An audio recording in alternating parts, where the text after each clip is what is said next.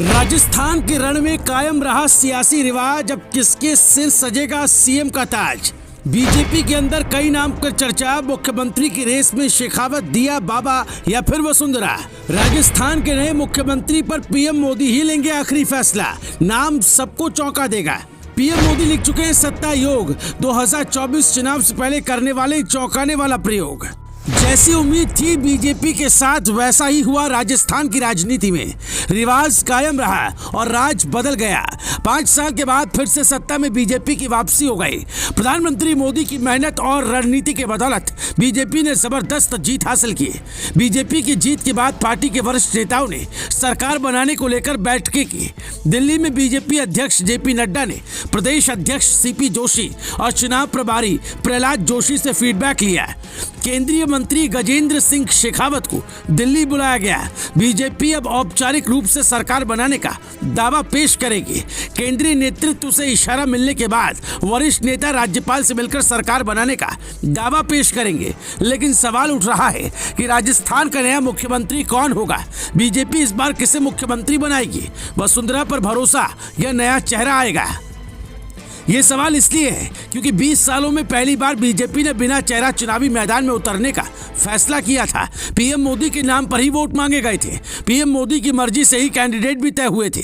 अब जब उनके नाम पर जीत हासिल हुई तो मुख्यमंत्री का फैसला भी वही करेंगे, क्योंकि एक दो नहीं बल्कि 4 नाम इस समय सियासी गलियारों में उछल रहे हैं। मसलन वसुंधरा राजे, दिया कुमारी, बाबा बालकनाथ और गजेंद्र सिंह शेखावत। बीजेपी की ओर से जो सबसे पहला नाम सामने आ रहा है वो है वसुंधरा राजे का। 2 बार सीएम रह चुकी है, एक बार फिर झालरापाटन से जबरदस्त जीत हासिल की। सबसे पहले जान लीजिए कि बीजेपी की तरफ से वसुंधरा राजे सबसे बड़ी दावेदार क्यों है। एग्जिट पोल में बीजेपी को बढ़त मिलते ही वसुंधरा राजे एक्टिव हो गई थी। राज्यपाल कलराज मिश्र से मिली, संघ के नेताओं से भी मुलाकात की। महिलाओं में वसुंधरा राजे की अच्छी खासी पकड़ है। अलग अलग जातियों के बीच भी उनका मजबूत आधार है। इस चुनाव में वसुंधरा ने भी 100 से ज्यादा रैलियां की है। वसुंधरा राजे को लंबा सियासी अनुभव है। प्रदेश संगठन में राजे की पकड़ बेहद मजबूत है।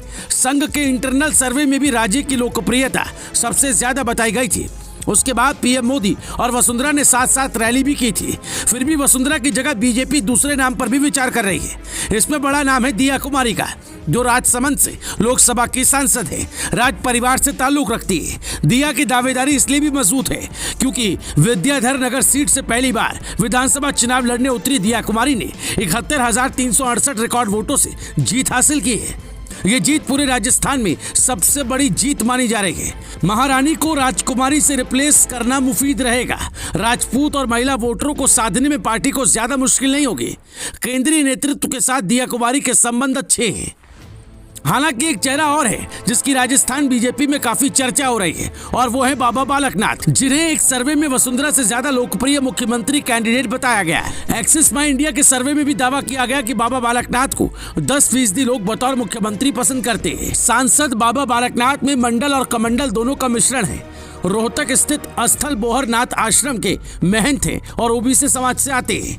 केंद्रीय संगठन के साथ बाबा बालकनाथ के भी अच्छे संबंध हैं। नए समीकरण के तहत जब इस बार बीजेपी ने सांसदों पर दाव लगाया तो बाबा बालकनाथ के विधानसभा के चुनाव मैदान में उतारा है। इसलिए राजस्थान के इस योगी को भी सीएम कैंडिडेट कहा जा रहा है। लेकिन बाबा बालकनाथ को ज्यादा तजुर्बा नहीं है, सिर्फ एक बार सांसद बने, इसलिए गजेंद्र सिंह शेखावत के नाम पर भी चर्चा हो रही है, जो केंद्रीय संगठन के दूत बनकर पूरे विधानसभा चुनाव की कमान संभाली थी। गजेंद्र सिंह शेखावत पीएम मोदी के करीबी माने जाते हैं। अपने कुशल पावर पॉइंट प्रेजेंटेशनों से काफी बार ध्यान खींच चुके हैं। राजस्थान के अहम माने जाने वाले राजपूत समाज से आते हैं। इस बार राजस्थान के चुनाव में शेखावत ने जबरदस्त मेहनत की है। हालांकि वो खुद चुनावी मैदान में नहीं उतरे, लेकिन चुनावी नतीजों के बाद जिस तरह आलाकमान ने उन्हें दिल्ली बुलाया उससे कई तरह की चर्चाएं हो रही हैं। आखिरी फैसला विधायक दल की बैठक में ही लिया जाएगा। जिस किसी के नाम की घोषणा होगी वो 2024 के चुनाव को ध्यान में रखकर ही होगी।